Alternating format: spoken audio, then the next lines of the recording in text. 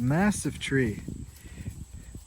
It's been here for at least 25 years. Grows every year, but you never really see the progress because it has a massive canopy of leaves. It's just ever expanding. You know, it used to be pretty small, but now like you could almost put a table in here. You could even, this is actually an incredible hangout secret garden. It's actually an incredible secret garden spot where you could even, you clear the inside, you trim away the branches in the inside, but keep that outer shell, which is really possible because the outer shell at this point is formed from the ones all the way up there. And so you could carve this out and actually have a lot of space for a little table, terrace, you know, really, or whatever you want. The chickens, I gotta check on them because they left because I was here. I watch out for spiders. See? Come on, chicken gourish. Chicken gourish, chicken gourish, chicken gourish. Pish, pish, pish. Pish. Chicken gourish. Pish, pish, pish, pish, pish. Come on, chicken gourish. Come on, chicken gourish. Come on, chicken gourish. Come on, chicken gourish. Come on, pish, pish.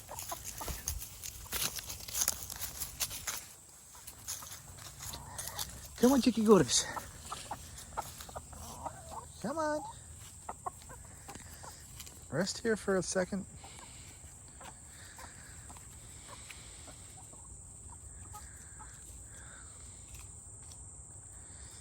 They're basically getting acquainted with the entire property, which is pretty cool to see it develop day by day as they take new territory, basically. You know, you can only fit so much exploring in a day, but with more hours, they've now been able to expand pretty much, so I'd say the complete property, except for this corner where I'm bringing them, basically. Like, for example, they don't go near this field at all. But they've got good instincts, because in the more manicured part of the property, there's like this massive tree we just were in, which you can see now in perspective and context, how great it is. There's a lot of shrubs and plants and general gardens throughout the property that create like nice shade and stopping points, which is important for the chickens to never be exposed for too long. They always can hang near somewhere where they can duck under if there's something like a predator. This is definitely a pocket, but so now they're going in the woods and we don't want that. Not to go too deep. Chicky Gorish! Sometimes they're just coyotes. Chicky Gorish! Chicky Gorish! Chicky Gorish!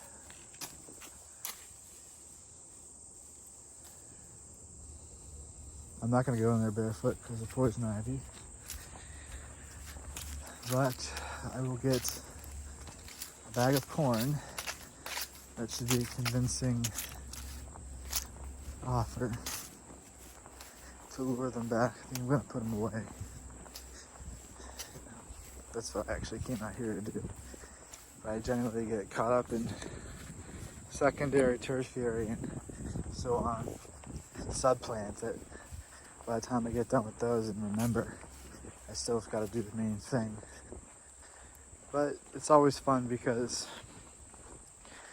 it's letting the mind just create things, keeps me busy, keeps my mind focused on being creative, and I can get a lot done. So I can get a lot of focus just as much as I can change ideas.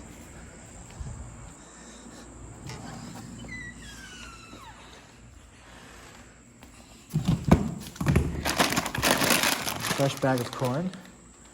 Here's Mrs. Brown. Might as well say hi to her while we're on our stop. Hi, Miss Igoro. There's the injured fowl. But you look at, you got watermelon water. Half a watermelon all to herself, even though she's more of a carnivore. And she seems okay. Hi, Chicky Guru. What is it, Mrs. Brown? Mrs. Brown. What is it, Chicky Guru? What is it, Chicky Doodoo?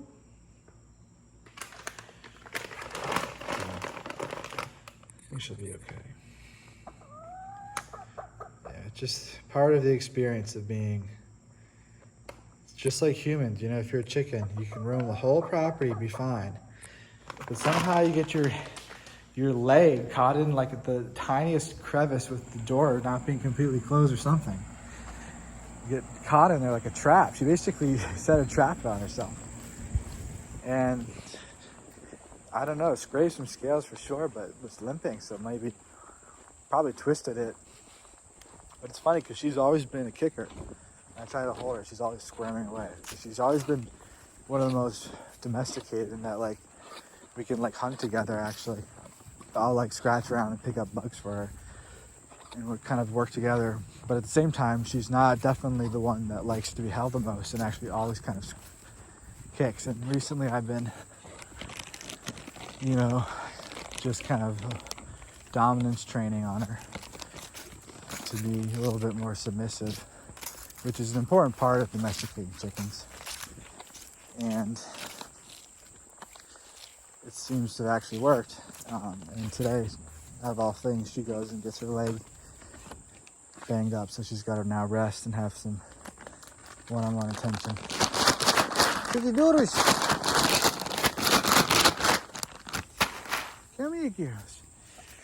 Some corn. Chicky doodles! Another challenge. Chicky doodles! There's Gemini. She definitely surpassed all expectations early on. Probably one of the most dominant ones. Chicky doodles! There it is. Always these two stragglers. Chicky doodles! Come on, we'll do it with my breakfast on the runs. Chicky doodles! Chicky doodles! Come here, girlies. Come here, girlies. Chicky doodles. Chicky doodles. Chicky doodles. Alright, I'm gonna have to pick up whoever this is.